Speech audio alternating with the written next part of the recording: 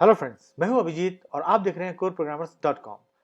आज का हमारा वीडियो है लॉजिक गेट एक्सप्लेन पार्ट 4। आज के वीडियो में हम बात करेंगे एक्सनॉर गेट के बारे में इन डेप्थ में। ये वीडियो हमारे लॉजिक गेट एक्सप्लेन सीरीज का लास्ट वीडियो है। जो लॉजिक गेट एक्सप्लेन के पहले वाले वीडियोज है उसमें हमने AND gate, OR gate, NOT gate, buffer gate, XOR gate, NAND gate के बारे में हमने एक्सप्लेन किया था। सारे वीडियोस के जो लिंक है वो हमने इस वीडियो के डिस्क्रिप्शन में डाल रखे हैं। आप चाहें तो उन वीडियोस पे जाके पहले वाले गेट्स के बारे में भी बहुत कुछ सीख सकते हैं। तो चलिए ज्यादा टाइम न वेस्ट करते हुए आज का वीडियो शुरू करते हैं और जानते हैं एक्सनॉर गेट के बारे में इन डेप्थ में। तो स्टूडेंट्स, स्क्रीन पे आपको दो टाइप के एक्सनॉर गेट के ट्रुथ टेबल दिख रहे होंगे। एक्सनॉर गेट को इवन फंक्शन गेट भी बोला जाता है। एक्सनॉर गेट को इवन फंक्शन गेट क्यों बोला जाता है? क्योंकि एक्सनॉर गेट का जो फंक्शनलिटी है वो जस्ट एक्सॉर गेट के बिल्कुल ऑपोजिट है। यानी कि अगर एक्सॉर गेट को हम लोग ऑड फंक्शन गेट बोलते हैं तो एक्सनॉर गेट को इवन फंक्शन गेट बोला जाता है। ट्रुथ टेबल को अगर आप ध्यान से देखेंगे तो अगर मैं टू इनपुट एक्सनॉर गेट के ट्रुथ टेबल को देखता हूं तो उसमें देखिए ए और बी दो इनपुट है, 0 0 है तो 1 आ रहा है। यानी कि जब दोनों इनपुट में एक भी 1 नहीं है, यानी कि जो इनपुटेड 1 की संख्या है वो 0 है, 0 इवन नंबर में आता है। तो जब इनपुटेड 1 की संख्या जो है वो 0 है, यानी कि एक इवन नंबर है, तब आउटपुट 1 आएगा। एक्स और गेट के केस में यहां पर 0 आता है क्योंकि वो ऑड फंक्शन गेट होता है। जब इनपुटेड वंस की संख्या जो होती है वो ऑड होती है तब उसमें आउटपुट 1 आता है। लेकिन यहां पर क्योंकि ये इवन फंक्शन गेट है और यहां पर इनपुटेड वंस की जो संख्या है वो इवन है, पहले वाले केस में 0 और 0, तो 0 बार 1 इनपुट हुआ है, यानी कि इवन बार 1 इनपुट हुआ है, इस वजह से जो आउटपुट आ रहा है वो 1 है। सेकंड में देखिए 0 1 है, यानी कि 1 जो इनपुट हुआ है, यानी कि जो एक्टिव लाइन है या ऐसी लाइन जिसमें कि करंट है या हायर करंट वाली लाइन एक है उसमें, तो उसमें उसकी संख्या जो है वो एक है, यानी कि ऑड टाइम्स में 1 इनपुट हुआ है। तो क्योंकि ये इवन फंक्शन गेट है, 1 की संख्या जो है वो एक है, सो आउटपुट 0 आएगा। थर्ड वाले लाइन में यानी कि ए की जो वैल्यू है 1 है, बी की जो वैल्यू है 0 है, यहां पर भी जो 1 की काउंटिंग है, इनपुटेड लाइन जिसमें कि 1 है उसकी काउंटिंग जो है वो 1 है, यानी कि ऑड है, और ये इवन फंक्शन गेट है, इस वजह से यहां पर भी आउटपुट 0 आएगा।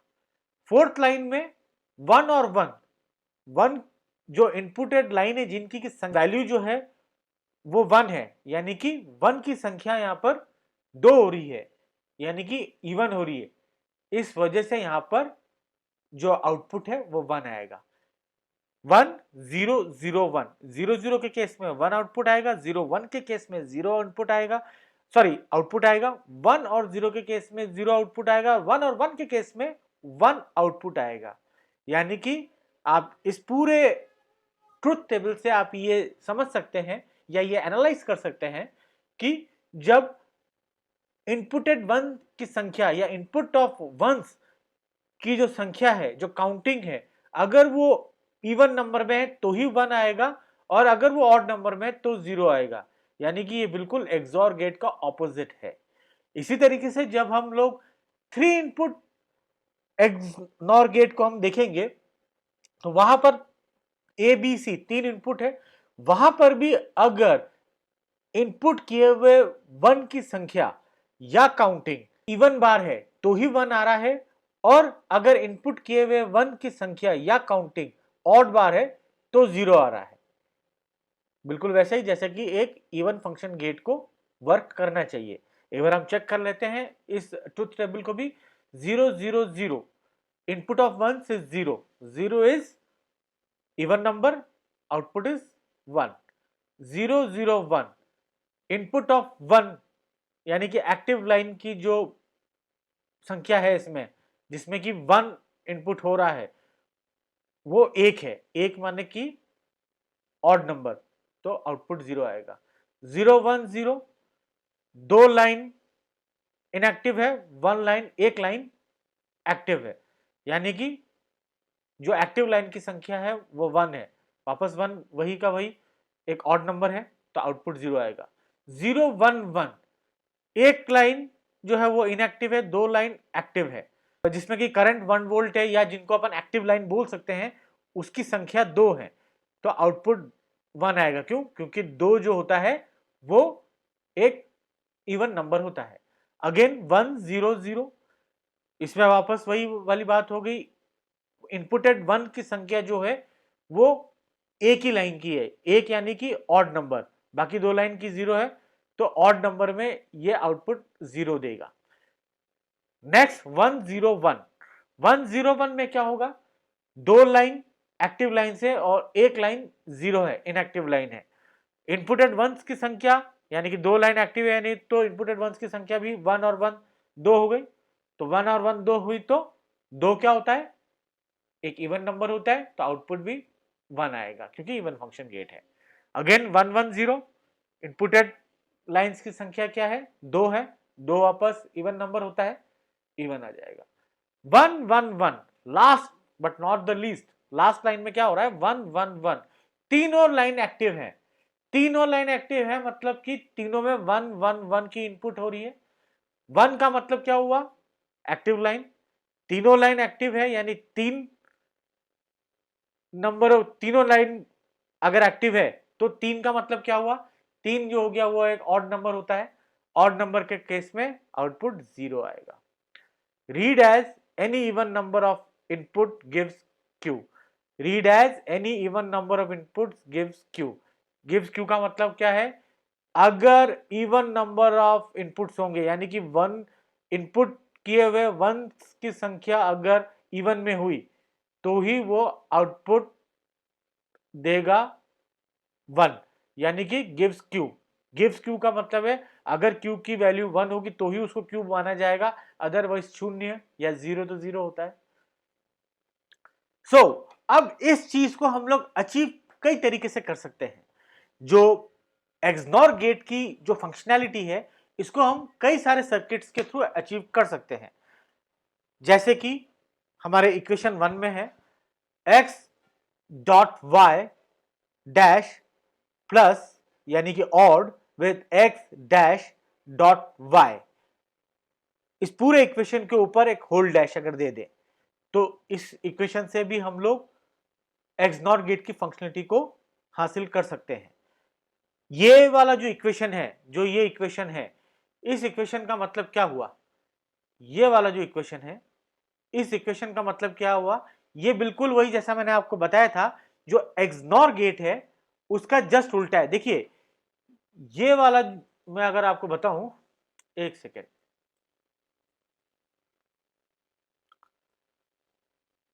यहां तक जो हमारा सर्किट है, इंटरनल सर्किट है ये एक्सॉर गेट का। ये जो सर्किट है जो कि ब्लू आउटलाइन के अंदर है, ये वाला जो सर्किट है ये बेसिकली एक्सॉर गेट का सर्किट है। उसके आगे हमने एक नॉट गेट लगा दिया है, उसके आगे हमने एक नॉट गेट लगा दिया है। इस नॉट गेट को लगाने की वजह से क्या हुआ है? ये एक्सॉर गेट एक्सनॉर गेट में कन्वर्ट हो गया है। तो और इसका जो इक्वेशन होगा वो ये वाला होगा, इसका जो इक्वेशन होगा वो ये वाला होगा, x and with y dash plus x dash and with y, फिर ये पूरा इक्वेशन इज इन्वर्टेड, यानी कि पूरे इक्वेशन के ऊपर एक बार आ जाएगा। तो एक तो ये तरीका है हम एक्सनॉर गेट के इंटरनल सर्किट को हम लोग बना सकते हैं। दूसरा तरीका है इक्वेशन नंबर 2। इक्वेशन नंबर 2 में क्या है? ये थोड़ा सा इजी हो जाता है, that is a AND with b ORed with a dash into b dash, ठीक है। और तीसरा होता है a एंड विथ b, तीसरा इक्वेशन जो है उसकी बात कर रहा हूं मैं, a AND with b ORed with a plus b whole dash, यानी कि ये नॉर गेट हो गया, ए ऑर्ड विथ बी और होल्ड डैश, यानी कि ए नॉर्ड विथ बी हो जाएगा। ठीक है, तो एक ये हो गया इक्वेशन ये वाला, दूसरा इक्वेशन हो गया ये वाला, और तीसरा इक्वेशन हो गया ये। अगर हम लोग इन तीनों इक्वेशन के ऊपर अलग अलग इंटरनल सर्किट डिजाइन करते हैं तो वो तीनों सर्किट एक्सनॉर गेट का फंक्शनलिटी को अचीव करने के लिए काफी होंगे। चलिए अब हम लोग सबसे पहले इस चीज को समझते हैं। ये बेसिकली क्या है, जो एक्सॉर गेट था उसके आगे हमने एक नॉट गेट लगा दिया है, तो ये पूरा का पूरा हमको एक एक्सनॉर गेट का सर्किट दे देगा। ठीक है, जो कि इसका जो डिटेल डायग्राम है वो हमने यहां बना रखा है।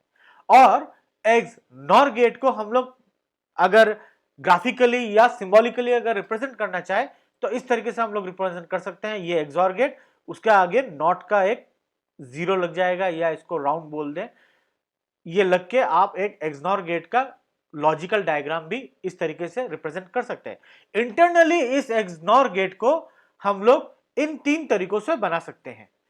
ठीक है, तो चलिए सबसे पहले हम लोग इक्वेशन 1 से एक्सनॉर गेट को रिप्रेजेंट करके देखते हैं। इसमें हम लोग ये 2 इनपुट एक्सनॉर गेट के सब डायग्राम है। 3 इनपुट का अभी हम लोग बनाने की, इस वीडियो में अगर हम लोग बनाने जाएंगे तो बहुत लंबा हो जाएगा, तो अभी हम लोग इसको 2 इनपुट एक्सनॉर गेट को ही समझने के लिए इन तीनों इक्वेशन से हम लोग समझने की कोशिश करेंगे, और 2 इनपुट एक्सनॉर गेट के डिटेल डायग्राम से हम लोग इसको समझेंगे। एक एक इक्वेशन को उठाएंगे, उसके हम लोग उसका लॉजिकल डायग्राम बनाएंगे, इंटरनल लॉजिकल डायग्राम बनाएंगे, और फिर 2 इनपुट के हिसाब से हर इनपुट पे 0 0 0 1 1 0 और 1 1 इनपुट के हिसाब से ये पर्टिकुलर हर एक इंटरनल डायग्राम एक्सनॉर गेट का क्या आउटपुट देता है उसका ट्रुथ टेबल भी बना के देखेंगे, और देखेंगे कि क्या तीनों डायग्राम जो है या तीनों जो इक्वेशंस है वो एक्सनॉर गेट की फंक्शनलिटी को रिप्रेजेंट करने के लिए, या एक्सनॉर गेट की फंक्शनलिटी जो है वो प्रॉपर एक्सनॉर गेट का आउटपुट देने के लिए सक्षम है कि नहीं है। तो स्टूडेंट्स अब हम लोग शुरू करेंगे इक्वेशन 1 से। इक्वेशन 1 क्या है, x and with y dash odd with x dash and with y, और इस पूरे इक्वेशन के ऊपर हम लोग एक होल डैश लगा देंगे क्योंकि हम लोग इस पूरे इक्वेशन को नॉट गेट से पास करा रहे हैं। तो नॉट गेट से पास कराने का मतलब यह हुआ कि हम लोग पूरे इक्वेशन के ऊपर एक होल डैश लगा देंगे।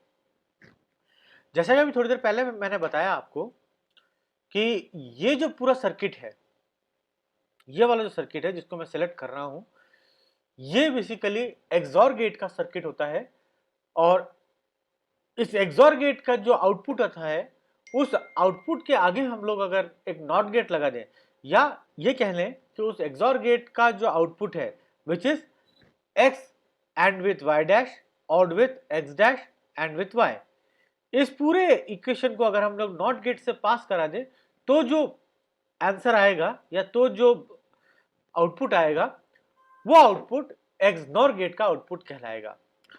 ये जो एक्सॉर गेट का जो इंटरनल डायग्राम है ये किस तरीके से वर्क करता है, ये हम लोग पहले जो एक्सॉर गेट का वीडियो है उस पर हम लोग देख चुके हैं।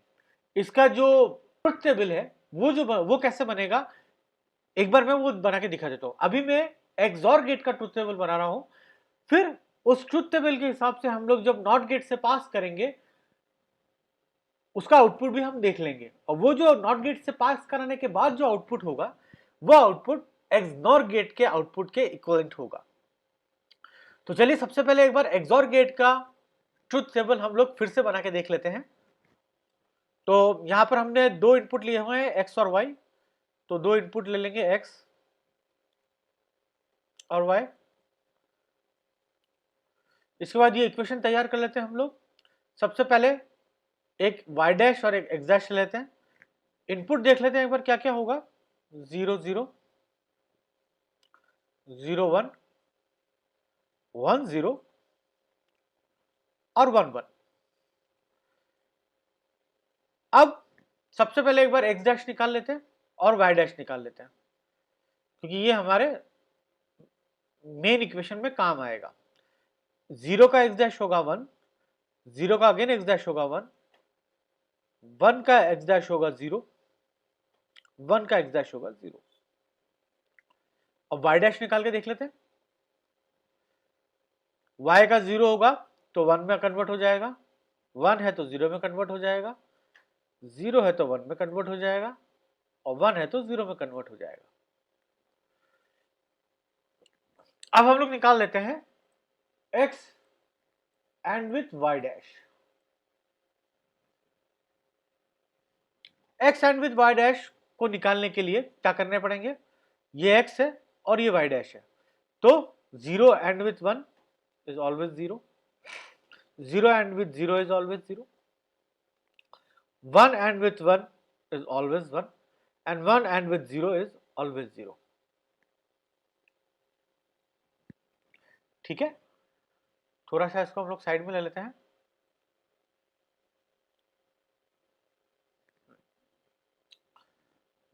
अब हम लोग निकालेंगे x dash and with y, x dash and with y। इसका क्या हो जाएगा, x dash and with y, 1 and with 0 is always 0, 1 and with 1 is always 1, 0 and with 0 is always 0, और 0 and with 1 is always 0। सो अब हम लोगों को इन दोनों इक्वेशंस को हमको ऑड कराना है, और करा के देख लेते हैं।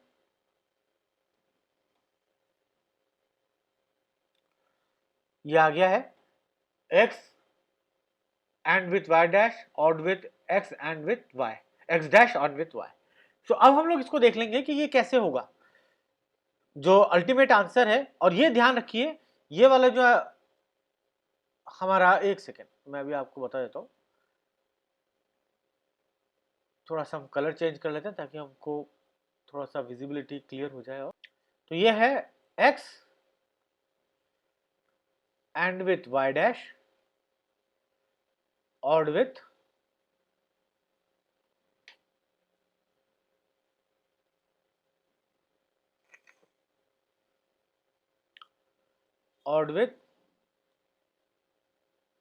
x dash and with y।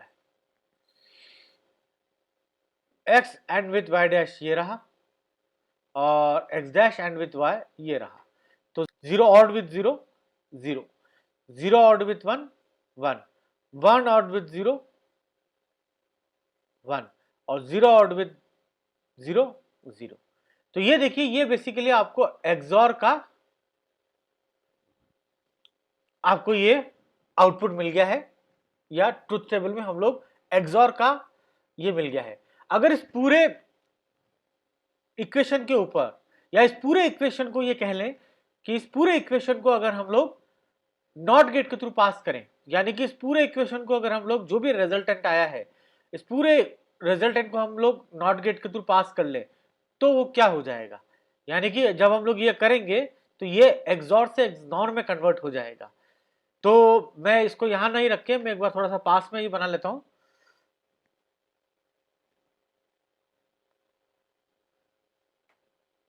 देखिए, अब एक्सनॉर का क्या होगा,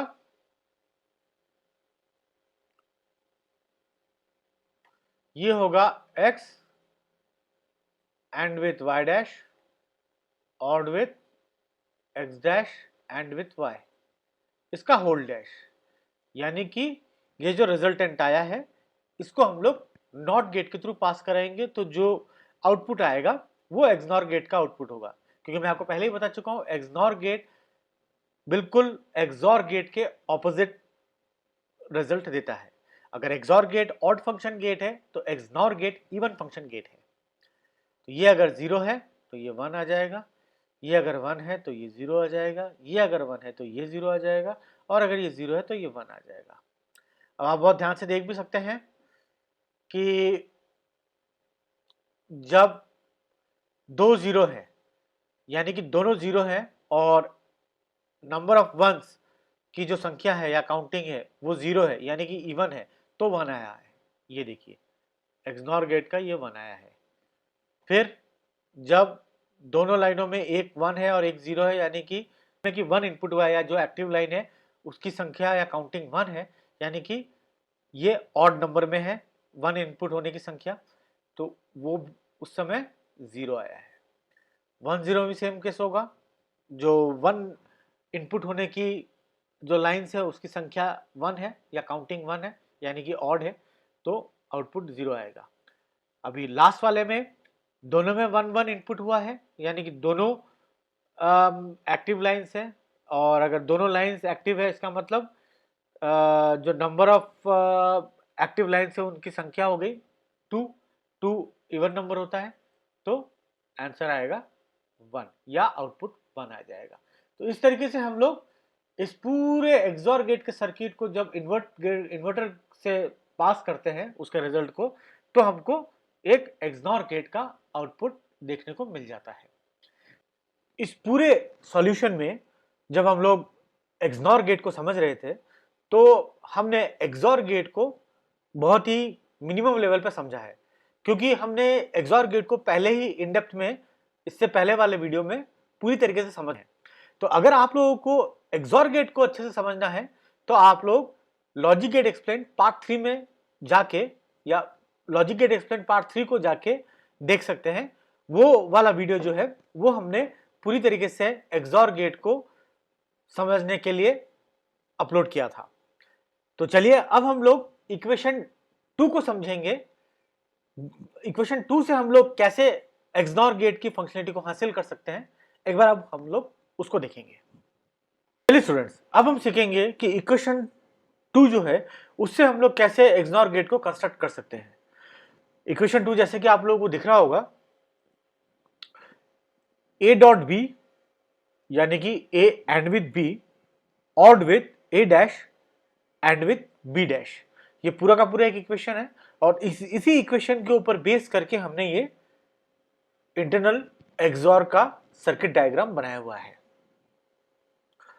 देख लेते हैं कि कैसे ये एक्सॉर गेट की फंक्शनलिटी को कंप्लीट करता है। देखिए यहां पर हमने 2 इनपुट ले रखे हैं, और इन दोनों इनपुट को हम लोग एक ही साथ इस एंड गेट में और इस एंड गेट में इनपुट करवा रहे हैं। यहां पर ए और बी डायरेक्टली एंड गेट में इनपुट हो रहे हैं, और इस वाले एंड गेट में, जो नीचे वाला एंड गेट है, इस वाले एंड गेट में ये वाला जो ए है ये नॉट गेट के से पास होते हुए फिर एंड गेट में जा रहा है, और ये बी भी नॉट गेट से पास होते हुए एंड गेट में जा रहा है। क्यों? क्योंकि ये जो इक्वेशन है a dot b plus a dash dot b dash, यहां पर हमको a dash dot b dash करने के लिए a को डैश करना पड़ेगा और b को भी डैश करना पड़ेगा, यानी कि a को भी इन्वर्ट करना पड़ेगा और b को भी इन्वर्ट करना पड़ेगा।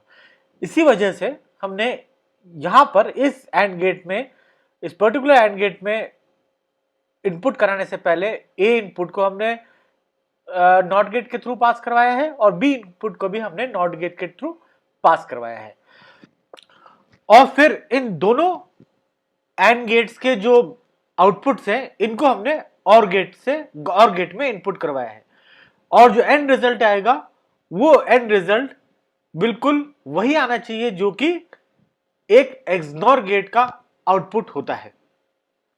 चलिए इसको ट्रुथ टेबल के थ्रू समझ के देखते हैं। पहले ए और बी इनपुट ले लेते हैं,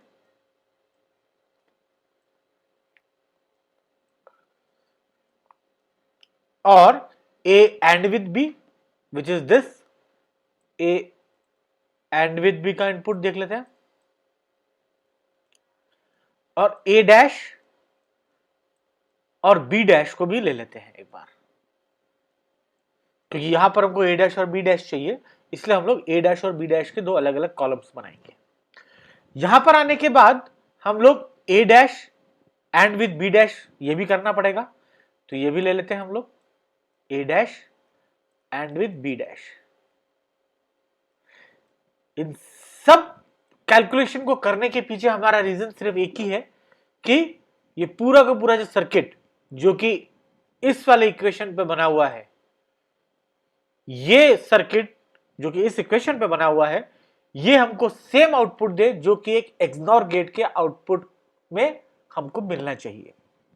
चलिए, क्योंकि 2 इनपुट XNOR गेट का ये इंटरनल सर्किट है तो हम भी इसको 2 इनपुट ही लेंगे, ए और बी 2 इनपुट है तो कॉम्बिनेशन होंगे 0 0 0 1 1 0 और 1 1। तो ए डॉट बी यानी कि ए एंड विथ बी का रिजल्ट आएगा 0 0 and with 1 is always 0 1 and with 0 is always 0 और 1 एंड विथ 1 इज ऑलवेज 1। ठीक है, अब आएगा ए डैश और बी डैश ले लेते हैं। अगर ए 0 है तो 1 हो जाएगा ए डैश, अगर वापस ए 0 है तो फिर से ए 1 हो जाएगा ए डैश, अगर ए 1 है तो ए डैश 0 हो जाएगा एंड अगेन अगर ए 1 है तो ए डैश 0 हो जाएगा। इसी तरीके से बी अगर 0 है तो बी डैश 1 हो जाएगा, बी अगर 1 है तो बी डैश 0 हो जाएगा, बी अगर 0 है तो बी डैश 1 हो जाएगा, बी अगर 1 है तो बी डैश 0 हो जाएगा। हमको ए डैश और बी डैश दोनों मिल चुके हैं तो A dash and with B dash 1, फिर A dash and with B dash, A dash 1 है बी डैश 0 है तो 0 हो जाएगा क्योंकि 1 and with 0 is always 0। Again 0 and with 1 यानी कि ए डैश की वैल्यू 0 है, बी डैश की वैल्यू 1 है तो 0 एंड विथ 1 इज ऑलवेज 0 और 0 एंड विथ 0 इज ऑलवेज 0। देखिए, हमको A dash sorry A into B का भी हमको रिजल्ट मिल गया है और A dash into B dash का भी हमको रिजल्ट मिल गया है। अब हमको इस कॉलम को और इस कॉलम के बीच में ऑड ऑपरेशन परफॉर्म करना है, करके देख लेते हैं। ये हो गया हमारा ए एंड विथ बी का रिजल्ट, इधर आ जाएगा, सॉरी थोड़ा सा ये ऐसा हो गया है,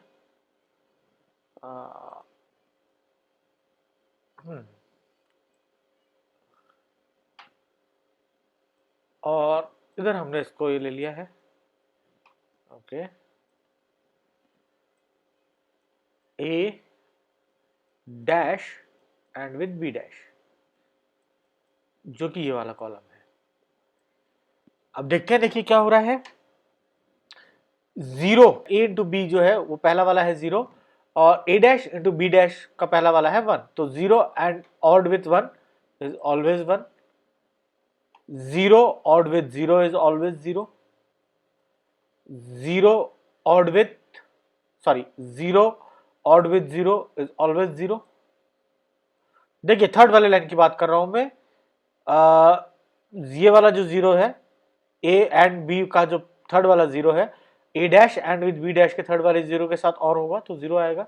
सेकंड वाला पहले ही कर चुके हैं, A dash A into B का 0 जो है A dash into B dash के सेकंड वाले के साथ ऑड होगा तो 0 ORed with 0 is 0 and last A dash A into B का जो 1 है वो A dash into B dash के 0 के साथ और होगा तो 1 आ जाएगा। अब स्टूडेंट्स आप देख सकते हैं कि जो पूरा का पूरा जो हमारा इक्वेशन है इसमें हमको क्या मिल गया, जब ये पूरा इक्वेशन सॉल्व करके आए तो 0 0, जब ए की वैल्यू 0 थी और बी की वैल्यू 0 थी तो हमको आउटपुट में 1 मिला, जब ए की वैल्यू 0 और बी की वैल्यू 1 थी तो हमको आउटपुट में 0 मिला, जब ए की वैल्यू 1 और बी की वैल्यू 0 थी तो हमको आउटपुट में 0 मिला, और ए की वैल्यू 1 और बी की वैल्यू 1 थी तो हमको आउटपुट में 1 मिला। ये बिल्कुल वही आउटपुट है जो हमको एक XNOR गेट देता है, यानी कि इवन फंक्शन गेट देता है। जैसे जब 0 0 थे यानी कि ए की वैल्यू भी 0 थी, बी की वैल्यू भी 0 थी, तो number of input of ones is 0, 0 एक इवन नंबर होता है और क्योंकि ये इवन फंक्शन गेट है तो ये 1 दे रहा है।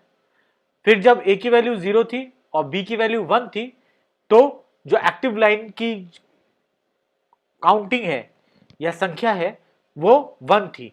1 जो होता है वो एक ऑड नंबर होता है, तो ऑड नंबर में क्योंकि ये इवन फंक्शन गेट है आउटपुट 0 आएगा तो ये 0 आया।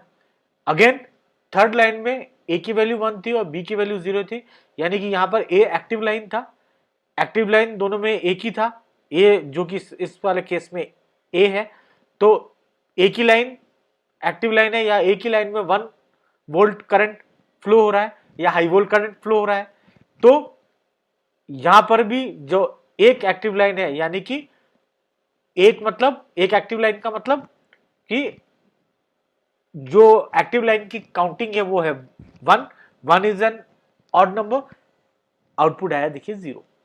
उसके बाद लास्ट लाइन में 1, ए की वैल्यू 1 है, बी की वैल्यू भी 1 है, यानी कि दोनों वैल्यूज जो है वो 1 और 1 है। और इसको अगर दूसरे शब्दों में बोले तो दोनों लाइनों में 1 की वैल्यू फ्लो कर रही है, या हाई करंट फ्लो कर रहा है, या 1 और 1 फ्लो कर रहा है। दोनों में 1 है, यानी कि ऐसे लाइन जिसमें कि 1 फ्लो हो रहा है उनकी काउंटिंग 2 है।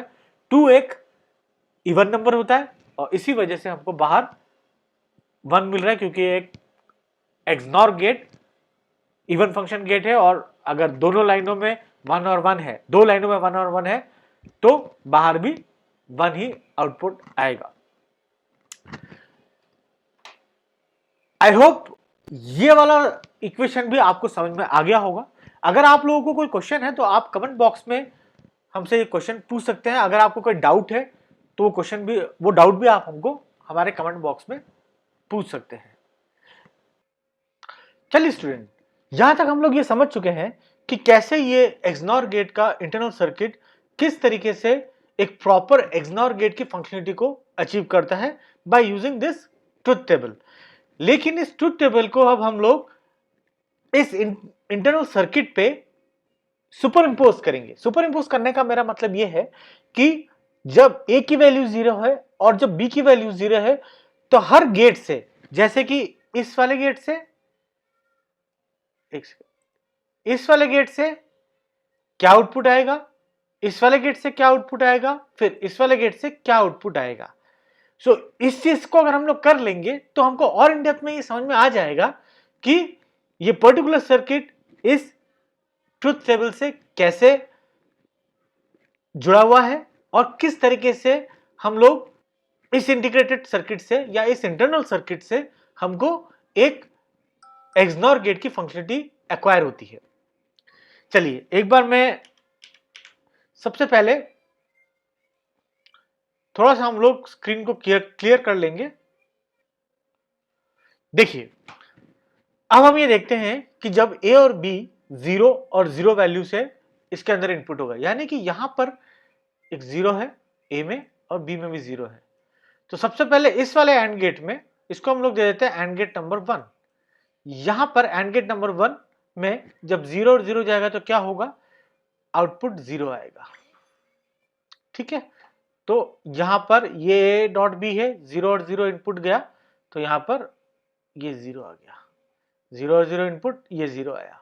जब ए और बी 0 और 0 है, एंड गेट नंबर 2 में क्या इनपुट जाएगा, ये यहां से होते हुए इधर गया और यहां पर ए नॉट गेट से पास हुआ तो ए डैश हो गई, ए की वैल्यू ए डैश हो गई तो ये 1 हो गया। इधर बी जो है ये इधर से पास ऑन हुआ और नॉट गेट से पास होके बी डैश बन गया, जिसकी वैल्यू अब फिर से 1 हो गई। अब 1 एंड विथ 1 क्या होगा, 1 होगा। तो ये देखिए ए डैश और A dash and with B dash क्या आएगा, 1 आ जाएगा। इसी तरीके से जब ए और बी की वैल्यू, ए की वैल्यू 0 होगी, बी की वैल्यू 1 होगी, तब दोनों में क्या क्या आएगा ये भी देख लेते हैं।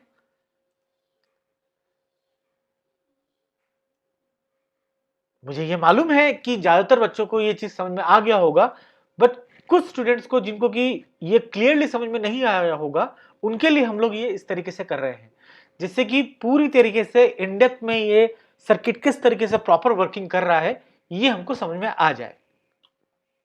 देखिए जब ए 0 होगा, यानी कि यहां पर ए 0 है और बी में 1 है, ये बी में 1 है, तो क्या होगा, देखिए यहां पर ए 0 जा रहा है, एंड गेट में 1 में 0 जा रहा है, और एक ये बी एंड गेट 1 में 1 जा रहा है। ठीक है, सो ये 1 जा रहा है तो 0 एंड विथ 1 हमेशा 0 होता है, तो ए एंड विथ बी 0। इस केस में ए जब 0 है और बी जब 1 है, ए जब 0 है बी जब 1 है, तो ये आ गया। ठीक है, और इसी तरीके जब a जब 0 है और b जब 1 है तो a यहां से पास हुआ, यहां तक तो 0 ही गया, लेकिन ये नॉट गेट से पास होते ही a डैश जो है ये 1 हो गया, और फिर ये b 1 है, b 1 यहां तक तो 1 आया, और ये नॉट गेट से पास होते ही ये 0 हो गया। तो 1 एंड विद 0 क्या होगा, हमेशा 0 होगा। तो यहां पर a dash and with b dash क्या आएगा, 0 आएगा। देखिए जब a 0 और b 1 होगा तो a dash into b dash 0 होगा।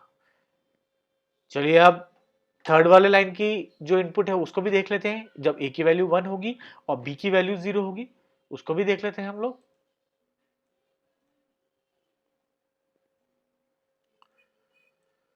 जब a की वैल्यू 1 है और b की वैल्यू 0 है, ये एंड गेट नंबर 1, ये एंड गेट नंबर 2। जब a की वैल्यू 1 है तो ये 1 यहां गया, और b की वैल्यू 0 है तो ये 0 यहां गया। 1 एंड विद 0, 0 बाहर आएगा। तो a एंड विद 0, जब a की वैल्यू 1 और b की वैल्यू 0 है तो ये 0 हो जाएगा। इसी तरीके से जब जब a की वैल्यू 1 है और b की वैल्यू 0 है, तो a जब यहां से जाएगा,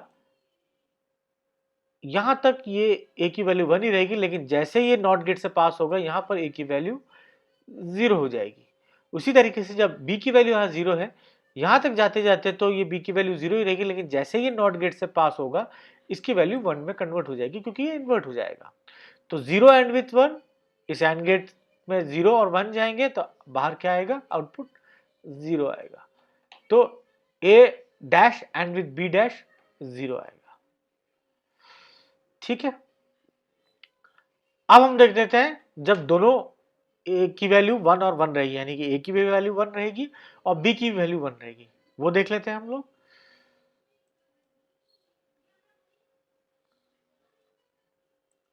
जब a की वैल्यू 1, b की वैल्यू 1, तो यहां पर तो ये दोनों 1 ही जाएंगे, a भी 1 जाएगा, b भी 1 जाएगा, इस वाले गेट में आउटपुट भी 1 आएगा, क्योंकि 1 एंड विद 1 इज ऑलवेज 1। यहां पर a की वैल्यू 1 है तो यहां तक जाते जाते तो यहां तक तो 1 ही रहेगा, लेकिन जैसे नॉट गेट से पास होगा इसकी वैल्यू 0 हो जाएगी। b यहां तक तो 1 ही रहेगा, लेकिन जैसे नॉट गेट से पास होगा यहाँ की वैल्यू 0 हो जाएगी। तो ये 0 एंड विद 0 हो जाएगा, आउटपुट 0 आएगा। यानी कि जब दोनों की वैल्यू, a की वैल्यू भी 1 है और b की वैल्यू 1 है, तो a एंड विद b का वैल्यू आंसर 1 आएगा या आउटपुट 1 आएगा। ठीक है, और जब a की वैल्यू 1 है और b की वैल्यू 1 है तो a dash and with b dash की वैल्यू 0 आएगी। देखिए इस तरीके से ये चीज हमारा सामने आ गई। अब हम लोग यहीं से a डैश की और b डैश की वैल्यू फिर से निकाल लेते हैं, देखते ही आता है कि नहीं। a डैश a 0 अगर 1 है, 0 है, a अगर 0 है तो a डैश की वैल्यू 1 हो जाएगी, a अगर 0 है तो a डैश की वैल्यू 1 हो जाएगी, a अगर 1 है तो a डैश की वैल्यू 0 हो जाएगी, a अगर 1 है तो a डैश की वैल्यू 0 हो जाएगी। इसी तरीके से b अगर 0 है तो b डैश की वैल्यू 1 हो जाएगी, b अगर 1 है तो b डैश की वैल्यू 0 हो जाएगी, b अगर 0 है तो b डैश की वैल्यू 1 हो जाएगी, b अगर 1 है तो b डैश की वैल्यू 0 हो जाएगी। देखिए वापस से सेम वही का वही हमारे पास काउंटिंग्स आ गई है, वही की वही वैल्यूज हमारे पास आ गई हैं। अब देख लेते हैं जब a एंड विद b और होता है a dash and with b dash से, तो ये 0 है और ये 1 है तो 0 और विद 1 1 आएगा। a एंड विद b की वैल्यू जब 0 है और a dash and with b dash की वैल्यू जब 0 है तो दोनों 0 और विद 0 की वैल्यू 0 हो जाएगी। उसी तरीके से जब a एंड विद b की वैल्यू 0 है और a डैश एंड विद की वैल्यू भी, a dash and with b dash की वैल्यू भी 0 है, तो दोनों 0 0 हैं तो उनकी वैल्यू भी 0 आएगी। उसी तरीके से a एंड विद b की वैल्यू जब 1 है और a dash and with b dash की वैल्यू भी जब 0 है, तो 1 और विद 0 क्या हो जाएगा, 1 हो जाएगा। देखिए सेम रिजल्ट आ रहा है, हमने दोनों तरीके से इसको करके देख लिया, सिंपल ट्रुथ टेबल से भी हमने इंप्लीमेंट करके देख लिया है, और यहाँ पर अलग अलग वैल्यूज जब a और b की जब अलग अलग वैल्यूज होती है तो उनको भी पास करके एक एक बिट्स को हमने चेक करके देख लिया है कि आउटपुट एक XOR गेट की फंक्शनलिटी, XOR गेट की फंक्शनलिटी वाला आउटपुट ही आ रहा है। सो फ्रेंड्स, अभी तक हम दो इक्वेशन से एक्सनॉर गेट का सर्किट को देख चुके हैं और देख चुके हैं कि कैसे उन दोनों इक्वेशन के ऊपर बने हुए सर्किट्स प्रॉपर्ली काम कर रहे हैं। ये हमारा तीसरा और आखिरी इक्वेशन है जिसके ऊपर की ये वाला जो आपके स्क्रीन पे दिख रहा है वो सर्किट बना हुआ है।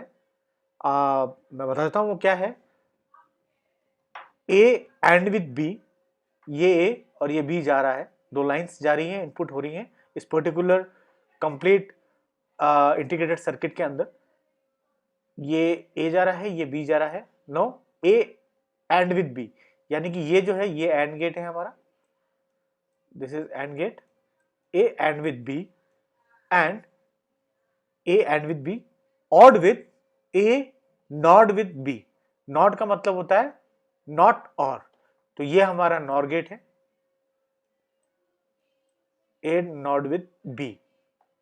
ठीक है, ये जो आपको राउंड शेप दिख रहा है ये इस और गेट के आगे यही साइन है कि एक नॉर गेट है, और ये हमारा और गेट है क्योंकि यहां पर हम लोग इसको और किया जा रहा है इसको। ठीक है, इस और को रिप्रेजेंट करता है ये वाला गेट। ओके, तो चलिए अब हम लोग प्रॉपरली एक एक इनपुट को देखते हैं और साथ ही साथ ट्रुथ टेबल भी डिजाइन करते रहते हैं और देखते हैं कि क्या ये सर्किट हमको प्रॉपर एक्सनॉर गेट का आउटपुट दे रहा है कि नहीं दे रहा है।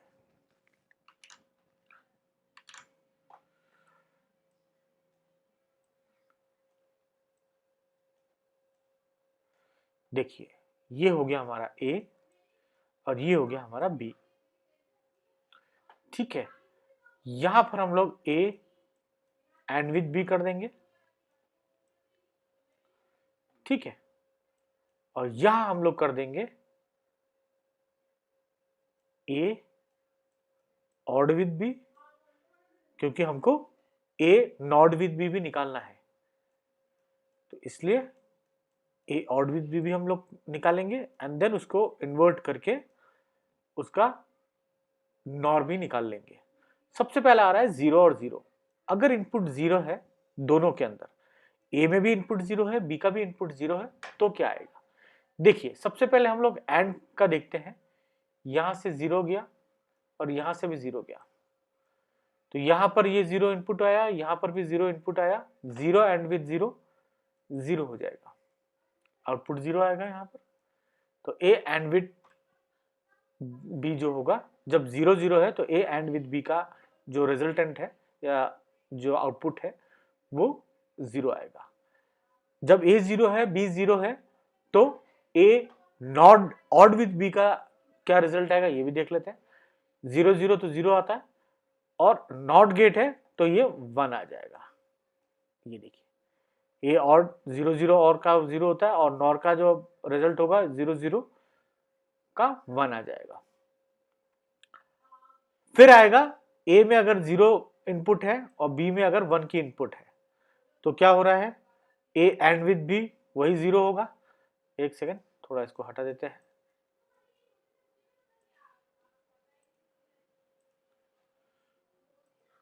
ठीक है, अगर ए में 0 है और बी में 1 है तो एंड में क्या आएगा, यहां आया ये 1 बी का और ये आया 0, तो 1 एंड विद 0 या 0 एंड विद 1 ऑलवेज 0, तो ए एंड विद ये 0 आ जाएगा।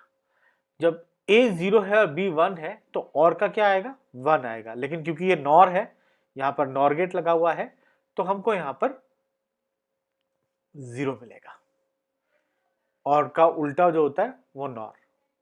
ठीक है, अब हम लोग आ जाते हैं, अगर ए की वैल्यू जब 1 है और बी की वैल्यू 0 है तो क्या आएगा। ए की वैल्यू जब 1 है, बी की वैल्यू 0 है, बी में आया 0 और ए में यहां पर आया 1।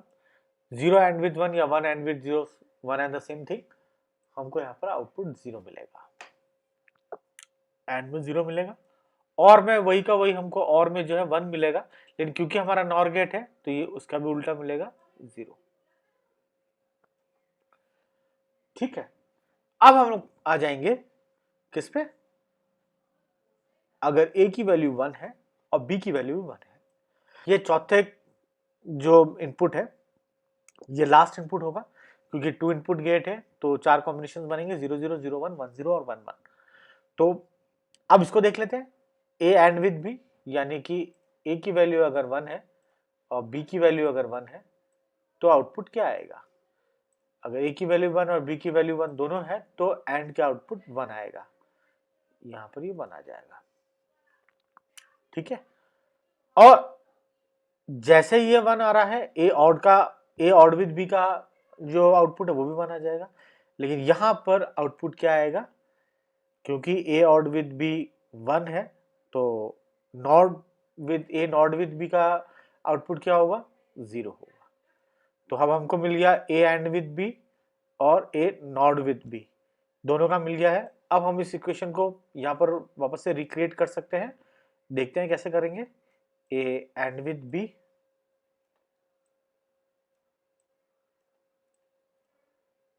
Odd with a not with b।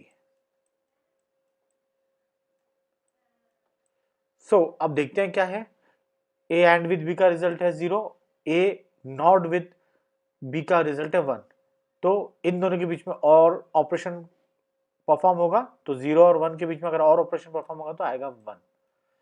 Again second वाले में a एंड विद b का जो रिजल्टेंट है वो है 0 और a नॉट विद b का जो रिजल्टेंट है वो है 0, तो दोनों 0 और विद 0 होंगे तो इसका आंसर 0 आएगा।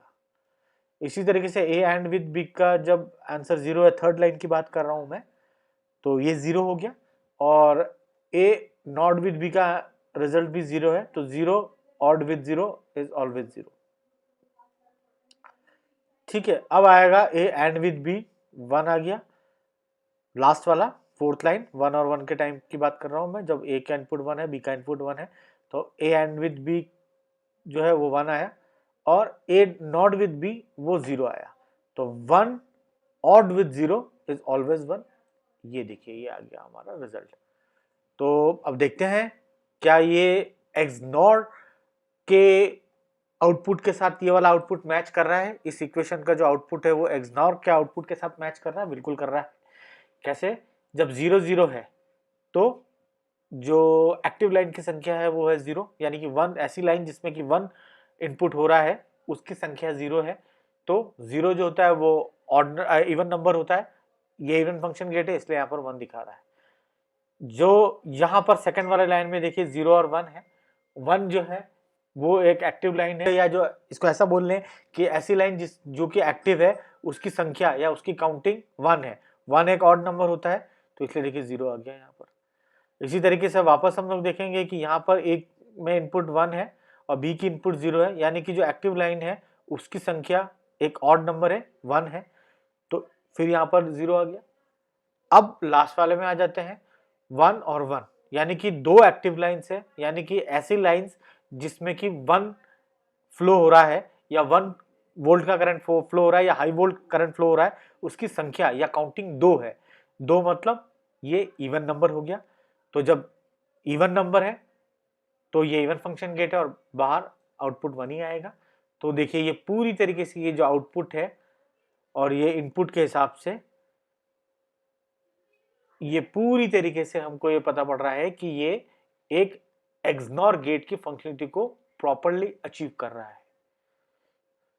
सो अब आप समझ गए होंगे कि हम लोग एक्सनॉर गेट के इंटरनल सर्किट को 3 इक्वेशन के ऊपर बेस करके डिजाइन कर सकते हैं, जिससे कि हमको रिजल्ट सेम मिलेगा, एक एक्सनॉर गेट का या इवन फंक्शन गेट का आउटपुट मिलेगा। तो स्टूडेंट यहां तक हमने ये देख लिया है कि 3 इक्वेशन के ऊपर based 3 internal diagram XNOR gate के कैसे प्रॉपर्ली वर्क परफॉर्म करते हैं। अब हम लोग ये देखते हैं कि एक्सनॉर गेट का टाइमिंग डायग्राम क्या है। टाइमिंग डायग्राम आप एक्सनॉर गेट का एक्सऑर गेट के साथ जब कंपेयर करेंगे तो बिल्कुल आपको एक रिफ्लेक्शन इमेज मिलेगी जब आप एक्सऑर गेट का टाइमिंग डायग्राम एक्सनॉर गेट के टाइमिंग डायग्राम से कंपेयर करेंगे। चलिए अब हम लोग XNOR गेट का टाइमिंग डायग्राम बना के देख लेते हैं। टाइमिंग डायग्राम का मतलब ये होता है कि किसी एक पॉइंट ऑफ टाइम पे जो आउटपुट है वो क्या था, और उस हिसाब से हम लोग टाइमिंग वेव बनाते हैं या डिजिटल वेव बनाते हैं XNOR गेट के आउटपुट का। हम लोग 2 इनपुट XNOR गेट के इनपुट और आउटपुट के हिसाब से टाइमिंग डायग्राम को क्रिएट करेंगे। देखिए, जब A और B ये दो इनपुट थे और ये Q हमारा आउटपुट था, ठीक है। देखिए, जब दोनों इनपुट्स में से A का इनपुट 0 था और B का इनपुट भी 0 था तो आउटपुट 1 था, यानी हाई था। जब A का इनपुट 0 था, B का इनपुट 1 था, तब आउटपुट 0 था। जब A का इनपुट 1 और B का इनपुट 0 था, तब आउटपुट अगेन 0 था।